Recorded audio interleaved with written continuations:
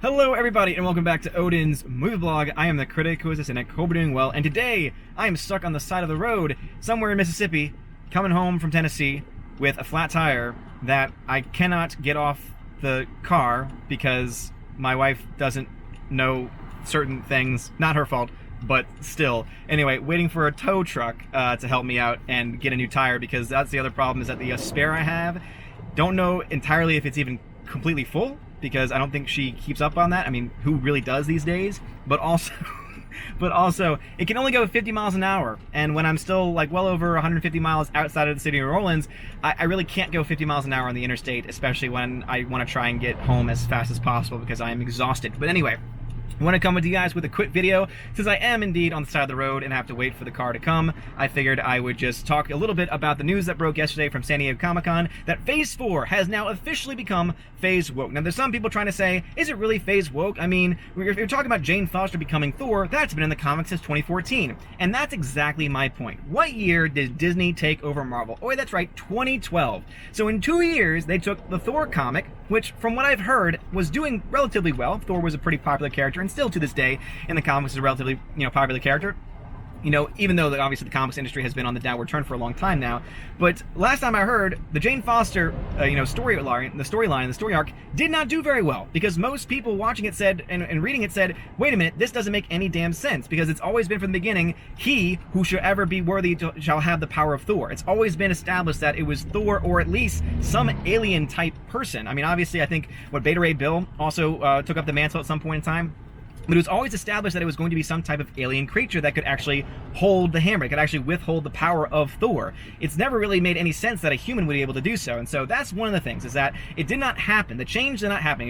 Regardless of all of that, the change from Jane Foster being Thor and that actually happening did not happen until Disney officially took over Marvel Comics. And if we know anything, Marvel Comics was already on a downward turn, the comics industry as a whole was on the downward turn, but it really started to go off the rails once Disney took over, because Disney started to push more identity politics, SJW narratives in the comics. That's why you've had, Captain Marvel been rebooted, what, 6-7 times since the last, since she first came about, and it was really pushed for hard when Disney finally took over Marvel Comics. And so when people say, oh, you don't know what you're talking about, the comics have been around for a long time. Okay, but that character did not exist in the comics until Disney took over and started to put their own woke agendas into the discussion. And so we can absolutely say that this phase is going to be Phase Woke, especially when you have the fact that in that same Thor film, now you have Tessa Thompson coming out saying, oh yeah, by the way, Valkyrie's gay.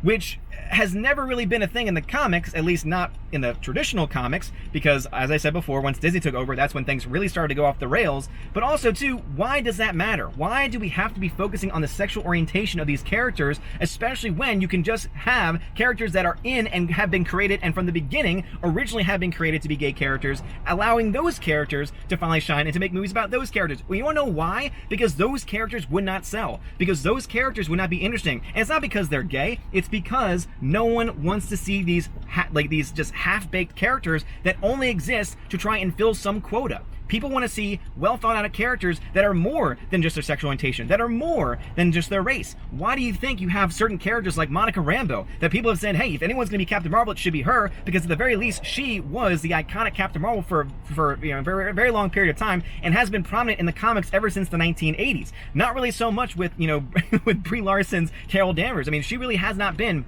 ever for that matter, a popular character, at least not to the ranks of a Monica Rambeau, or of course the original Captain Marvel himself. But all of this goes to show Disney obviously has an agenda. They made it very clear that this phase is going to be the time when they push for diversity for the sake of diversity, and not trying to push any actual original storytelling. And so we are truly entering into Phase Woke. Those are my quick thoughts on it from the side of the road. Really mad, very, very, very, very hot, trying to do everything that I can. Hopefully this video can upload from the side of the road, and I'm very sorry, so sorry indeed, if the quality is not up to what it normally is, and I'm gonna try and get a thumbnail up as well. But anyway, guys, thank you so much for watching this video. Please let me know your thoughts. Do you think Phase 4 is going to be Phase Woke? I honestly do. It seems to me that they're only making these choices now to push for identity politics and not to make actual good stories. It really started with Captain Marvel, most especially. I mean, obviously we could probably find little hints of it in other movies. But Captain Marvel to me was the real breaking point. And then, of course, Endgame to me, when you had that extremely woke moment of, oh my god, all the women somehow found each other on the battlefield all at the same time, which doesn't make any damn sense logistically, except for the fact that they wanted to have that woke moment on screen. It really just shows that is indeed the future that they're pushing. That is what they want to do. The one thing I will say is that Captain Marvel 2 not being announced, having an official release date, that is interesting to me, though of course they only released the first 2 years or so, technically, yeah, the first 2 years of Phase 4, and the other 3 years are obviously still up for debate. But anyway, let me know your thoughts in the comments below. Also guys, please smash the like button, give me a thumbs up, give me a subscribe. You're all amazing, beautiful people. Have a wonderful day, and as always, God bless.